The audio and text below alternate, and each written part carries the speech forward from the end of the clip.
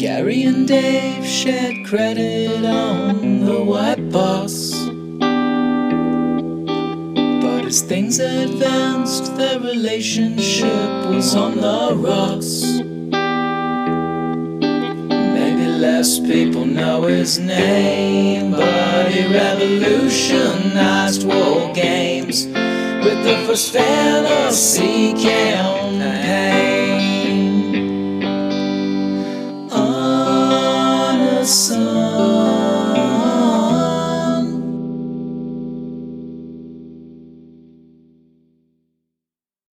So today in Anchorites Appreciate Arneson Month, I'm going to talk about playing the game. But before I talk about playing the game, because the game is everything in our hobby, my background is very similar to Dave Arneson's in some way. I started off wargaming back in 1977. That was when, in the UK, Patrick Stevens Limited released some books under the Airfix banner for playing war games. There was World War II, American Civil War, English Civil War were the main books and ancients they brought out. And I started off in 1977 purchasing the Patrick Stevens World War II book from Bruce Quarry in our branch of W.H. Smith's. We already had lots of plastic Airfix figures and model tanks, and that is how my wargaming started back in the day.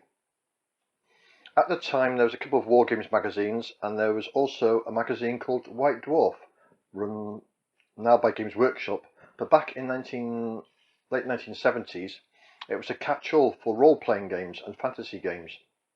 So they used to have articles on RuneQuest, Dungeons and Dragons, besides their own upcoming projects. And I'm guessing that's where I found out about Dungeons and Dragons. Can't really remember. My cousin, who's about 5 years older than me, I know he was role-playing and probably told me about it. But how I got hold of the basic set by Moldvay, I have no idea. It must have been mail order. We didn't have any gaming shops at all where I lived, or anywhere near I lived. Probably the nearest one was either Liverpool or Manchester, which at 16, 17 years old was out of my reach, by bus or anything like that. So I'm guessing I bought a mail order for an advert in White Dwarf magazine. And as I'd bought the rules, I ran a game, and I had 4 or 5 players to start with, and that eventually grew to about 12, 15 players. We used to play at my house. My dear old mum used to come around with a big tray of tea and coffee for everybody. And that was basic D&D by Moldvay, so that would have been around 1981. I did buy the advanced rules. We played it a couple of times, but it wasn't for us, and we went back to playing the basic set, which sort of filled our boat. And then 1984, it all ended. Some friends went to university, some friends went to college. I had just done 2 years college and I'd gone full-time work, moved 45 miles away from home, and that's it. Gaming stopped. All my friends were scattered to the 4 corners of the United Kingdom.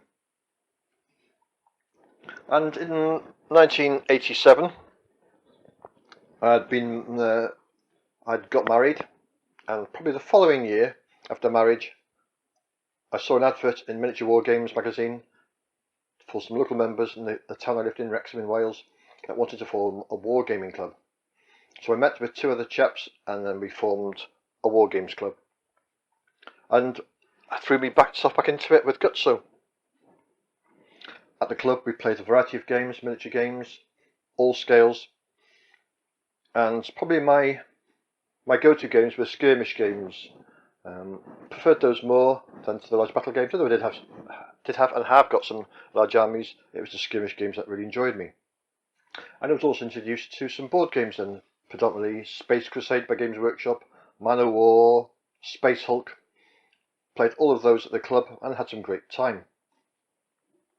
And then in the late 90s I was introduced to the Euro board games by a game called El Grande, which is one of the first area control board games that I'd ever seen, and probably it was one of the first introduced. And from there we discovered many other Euro games. But in those days we had to import them. The board game scene in the UK was non-existent. You couldn't go into any shops and buy them. It was all mail order. And we were so enamoured with buying these games that we couldn't get access to them that in 2001, 2002 we decided to go to the Eschenspiel in Germany, which was the mecca of board games, and rented a hotel out there, rooms at a hotel, and were blown away with thousands of people in Europe playing board games. And the games which we couldn't get over in the UK, there was a great flea market or second-hand stores where we were just buying up games that we couldn't get hold of for €4, €5, €6, and we were bringing suitcases of the damn games back, and I've still got lots of the games propped up against my wall. But we were still wargaming, but so it was wargaming and board gaming. And then at the same time as doing this, I was running a hobby website that was hosting free sets of wargame rules.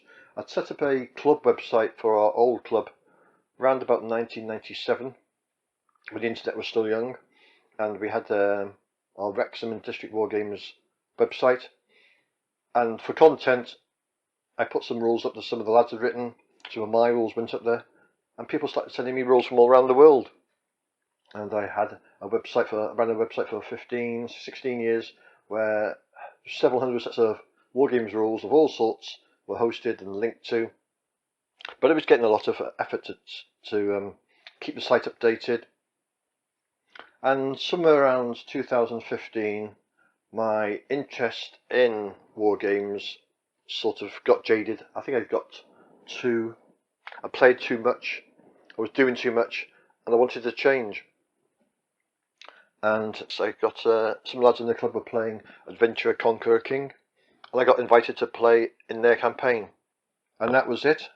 The switch was flipped, and I wasn't interested in wargames anymore. It was, oh, I've missed this, I've missed role-playing, and I was back at it, role-playing. The first game I ran was for 3 friends, all wargamers who hadn't role-played since the 80s.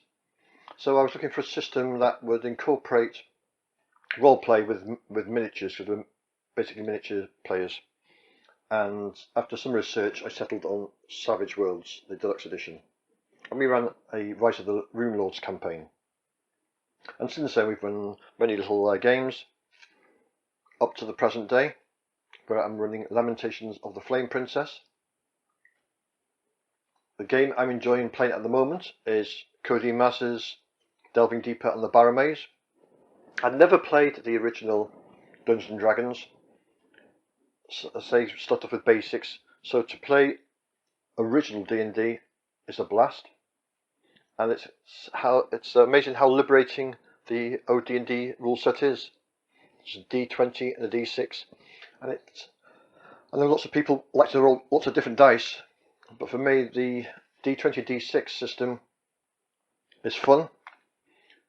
The combat is very quick, and it gives us more chance to concentrate on the story, I think.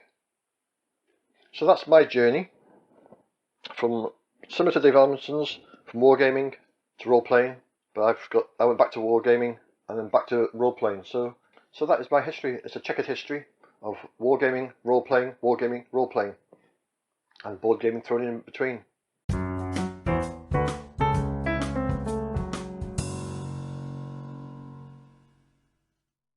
I just want to have a big shout out to my group of players that I first gamed with back in 1981. Chris Howard, Adrian Emberton, Ian Reid, 3 schoolmates that I started gaming with. Sadly, none of them are gaming anymore. Never came back to it after getting real jobs. So I know you won't be listening to this, guys, but thanks for it all. My hobby never waned.